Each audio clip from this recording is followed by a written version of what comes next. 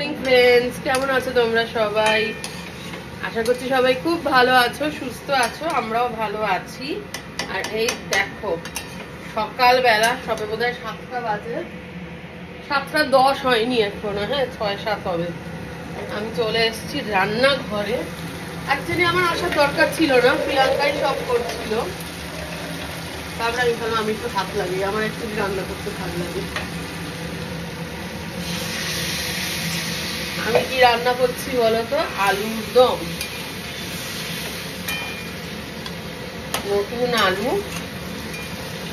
সেই আলুর ভাজা মশলা দিয়ে একটা গামাখা আলুর দম বানানো হবে নিরামিষ ভাবে একদম। অল্প একটু কড়াইশুঁটি ছাড়ানো ছিল, সেটা দিয়ে। আর এইখানে রয়েছে ময়দা মাখা। কি হবে বুঝতেই পারছো, লুচি আলুর দম। তার কারণ হচ্ছে আমরা আজকে যাব পিকনিক করতে। পিকনিক করতে না, একটা জায়গায় যাওয়ার ইচ্ছে আছে গুজুর আবদারে। গুজু ইউটিউবে ভিডিও দেখে একটা জায়গা ওর মনে হয়েছে এই জায়গায় ও যাবে।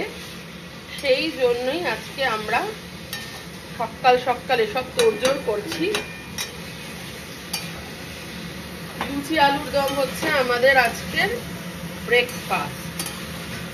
লুচি আলুর দম নিয়ে আমরা যাবো। চলো, আলু কষানো হয়ে গেছে। আমার ঠাম্মা বলতো জলের ছিটা দিবি আর নাড়াবি, জলের ছিটা দিবি আর নাড়াবি। তো সেই জলের ছিটা দিয়ে নাড়ানো আমার হয়ে গেছে। এবারে একটু জল দিয়ে দিয়েছি। আলুটা আর একটু ভালো করে সেদ্ধ হলে পরে এটার মধ্যে একটু ভাজা মশলা দিয়েছি, আর একটু ভাজা মশলা ওপর থেকে ছড়িয়ে, একটু ঘি ছড়িয়ে, গরম মশলা ছড়িয়ে নামিয়ে নেবো।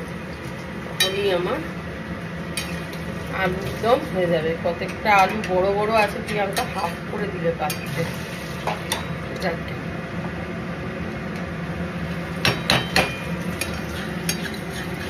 দাঁড়াও, এটাকে আমি একটুখানি গুছিয়ে ঢাকা দিয়ে নিই, তারপরে কথা বলছি। আর এই দেখো এখানে আলু কেটে রেখেছে, এটা গুজুর জন্য।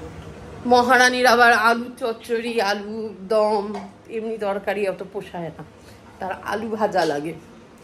লুচি বলো, রুটি বলো, পরোটা বলো, তার আলু ভাজা লাগে। আর কালকে আমি 2 সেট কিরিং আনিয়েছি, খুব সুন্দর কিরিং।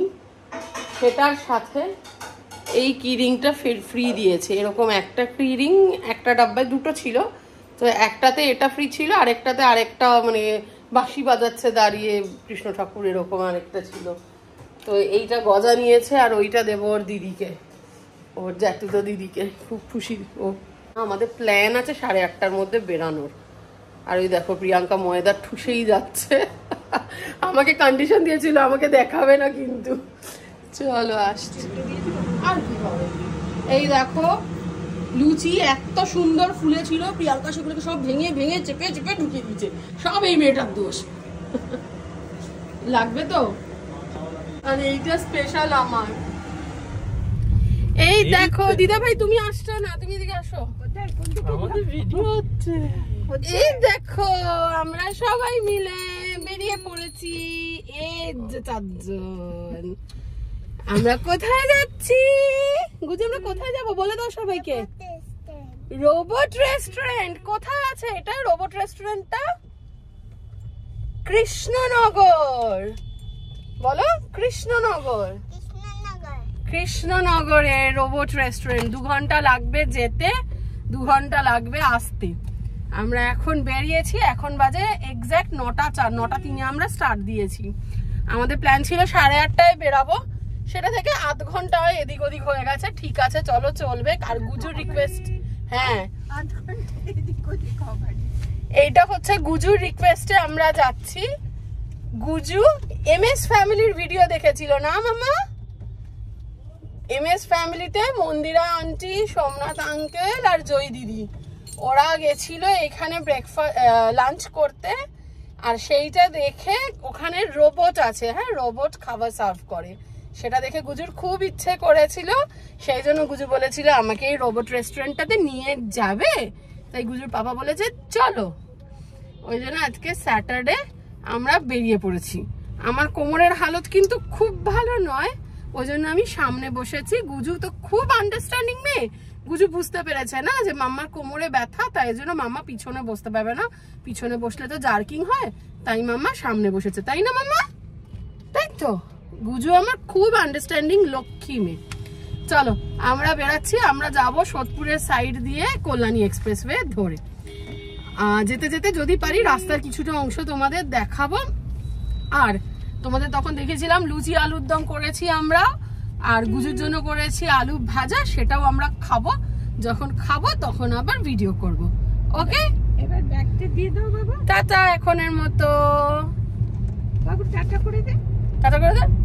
রুমালটা খায় না মা।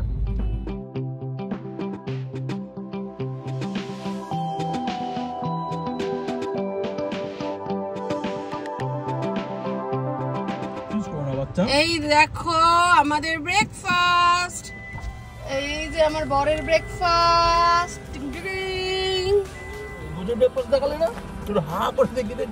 গুজু এখনো ব্রেকফাস্ট করে চলেছে। ওর আলু ভাজা কই একটু দেখা, ওর টিফিন বক্স দেখো, তুমি সরটা নিয়ে নাও। গুজু সরো, তোমার আলু ভাজা দেখাবে দিদা, সরো ওই সাইডে যাও। এই যে গুজুর আলু ভাজা আর লুচি, দেখেছো কত খাবার নিয়েছি আমরা সকাল বেলা উঠে রান্না করে। মামা আর প্রিয়াঙ্কা মাতি মিলে রান্না করে নিতে না, কিন্তু মুখের মতো বুক করে বসে আছে আর কাজটা ওই অতগুলো খাবার জমিয়ে রেখেছে।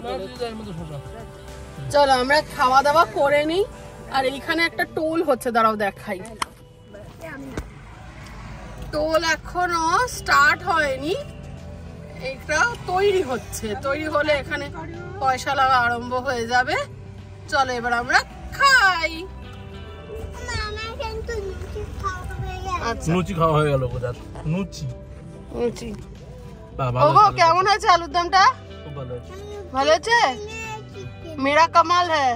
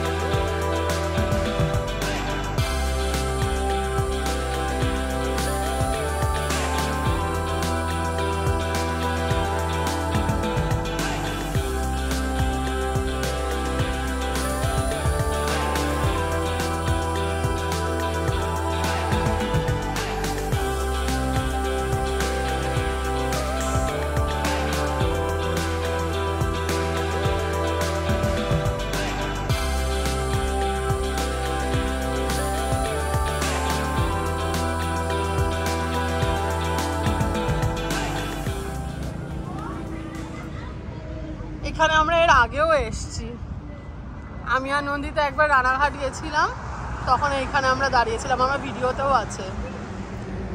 গুজু হ্যাঁ নিয়ে নাও নিয়ে নাও, চলো গুজু চলো। গুজু এদিকে এসো, তোমার অমলেট কিন্তু বাবা সব খেয়ে নিল।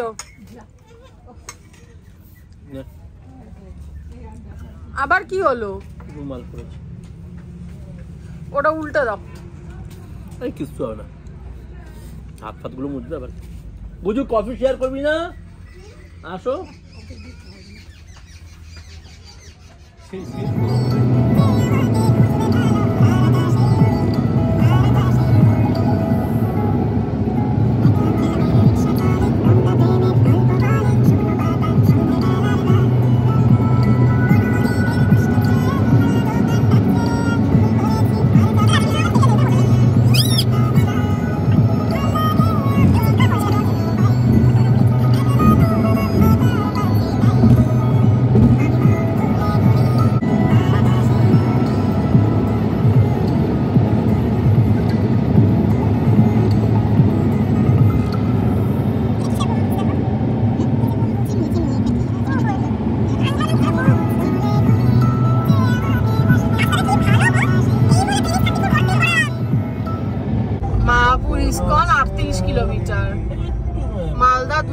কিলোমিটার।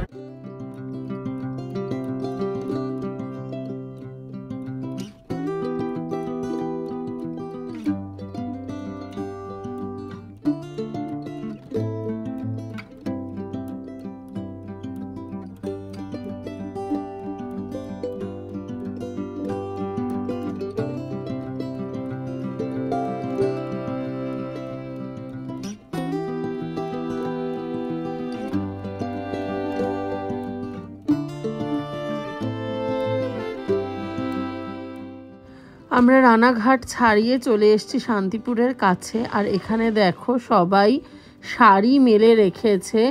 এবং আরেকটা জিনিস যেটা দেখলাম যে মোটামুটি একই কালারের শাড়ি পরপর ধরো মানে অনেকগুলো হলুদের শেডের শাড়ি বা পিঙ্কের শেডের শাড়ি একসাথে অনেকগুলো রাখা, তো বেশ ভাল লাগছিল এগুলো দেখতে।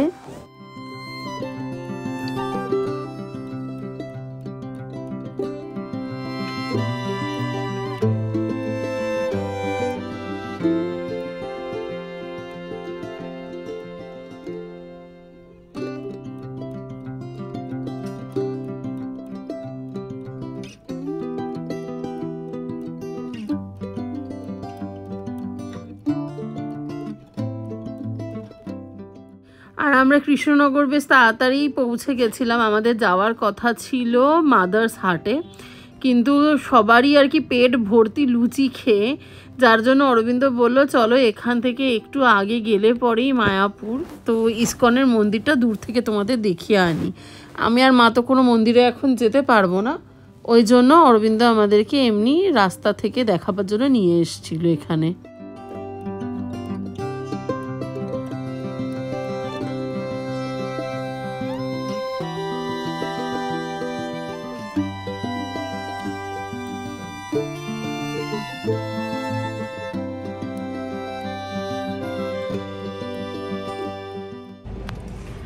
আমার মেয়েটা আমার মার কোলে ঘুমিয়ে পড়েছে, দেখা যাচ্ছে?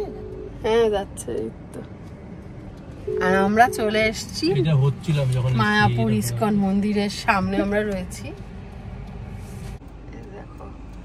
মায়াপুর যাবি না? আমার শাশুড়ি মাকে খেতে ঢুকো না, পাশেই তো 15 মিনিট, চলো ঘুরে ফিরে। এই দেখো আমার শাশুড়ি মা, তোমরা দেখো।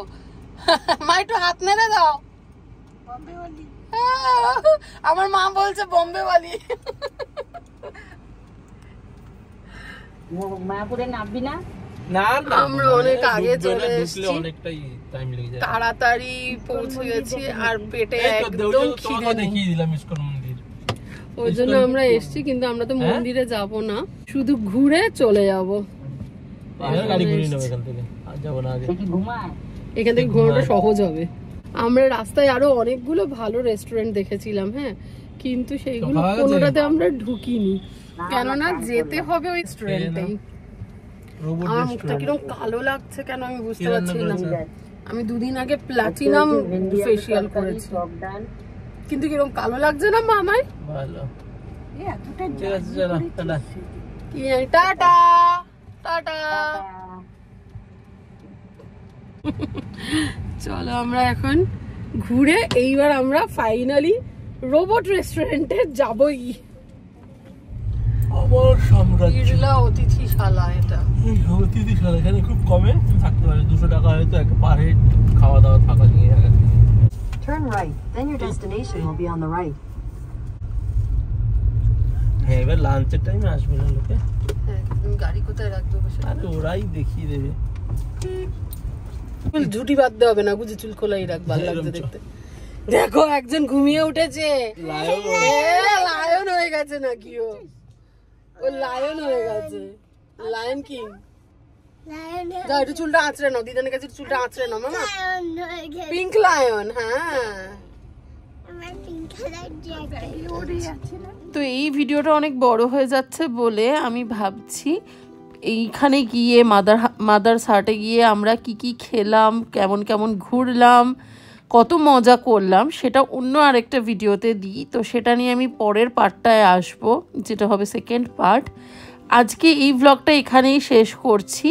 তোমাদের কেমন লাগছে অবশ্যই জানিও, আর যদি ভালো লাগে তাহলে পরে প্লিজ আমাদের চ্যানেলটাকে সাবস্ক্রাইব করো, আমাদের ভিডিওগুলোকে লাইক অ্যান্ড শেয়ার করো, অ্যান্ড মোস্ট ইম্পর্টেন্টলি তোমরা সবাই খুব ভালো থেকো। Take care, we love you all, by.